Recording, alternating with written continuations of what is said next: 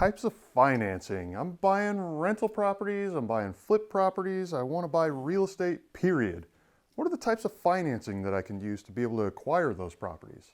I'm Aaron Impens. Today we'll go over 3 or 4 of them.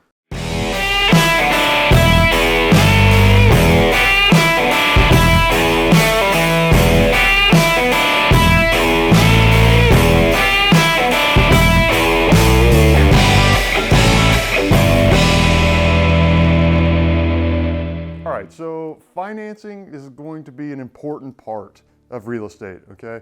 I own around $9 million worth of real estate, and most all of it's been financed either currently or at one point in time.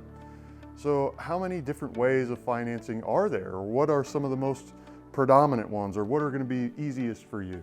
Let's go over that. So first and foremost is obviously traditional financing. You go to a bank, you're going to be able to get 80% of appraised value or purchase price, whichever is less. That's going to require you to put 20% down. Very traditional. That's how it works. That's the easy and what you'll predominantly use the most of. Okay, so let's look at a couple other options that maybe are a little bit out of the realm. First one's going to be hard money. Okay, if you don't know what hard money is, it's usually a short-term loan, anywhere from 6 months to a year. Okay, and it's going to be at a pretty high interest rate. And when I say high, I'm talking, double-digit interest rates. It's going to be pretty high. A lot of times with hard money, there's points involved as well too. If you don't know what a point is, it's a percentage of the amount borrowed. Okay, so let's say you've borrowed $100,000. 1 point of that is $1,000, obviously. Those points are either usually due up front, or even on the back end, sometimes both. So when a hard money loan, you get that loan, they'll say, hey, we want 1 point up front, maybe 2 on the back, but we'll give you 10% interest. It's higher interest. The way that they approve you for the loan is going to be a little bit more based on the asset. They're still going to want all of your personal financials as well. They're going to want to look through your taxes and make sure that you're making money and have the ability to pay the property back. So on and so forth. So it can be expensive, but it's a little bit easier than traditional financing. Okay, so on that same line, let's talk about private money.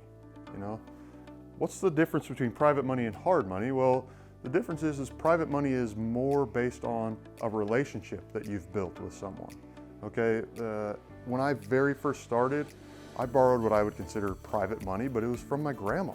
Obviously we kind of have a built-in relationship.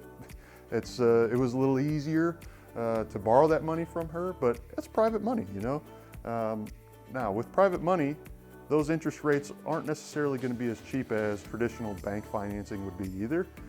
They could be higher rates, usually not as high as hard money. Usually there's no points involved. And what I like about it all is it's very relationship based. Okay, so private money is going to be lent more on the, hey, do I like this guy? Do I trust this guy or gal, obviously? Do I trust them? Have they built a relationship? Have they shown me they know what they're doing?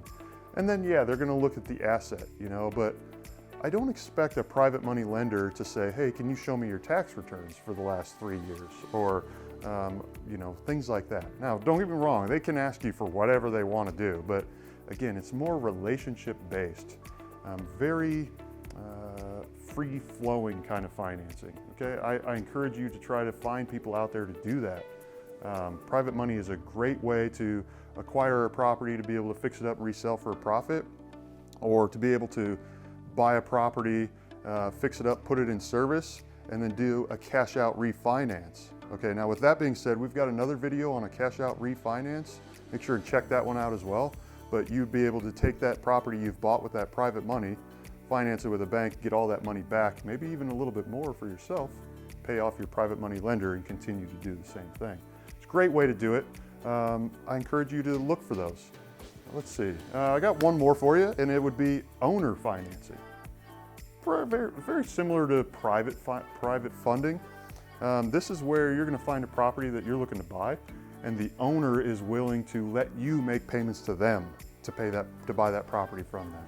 Maybe they say, as an example, hey, I want $5,000 down, but then I'll let you make monthly payments to me, and you guys can determine the interest rate. A lot of times it can be even less than bank financing, which is good. That's not always the case, but it can be. Now, I want you to understand that it takes a very motivated seller to find an owner that wants to do owner financing, but it can be a great value to you and a great way to finance a property. It's a conversation that gets started with the seller. You say, hey, you know, would you be open to some owner financing? Would you carry back the loan on this? Could I make payments to you?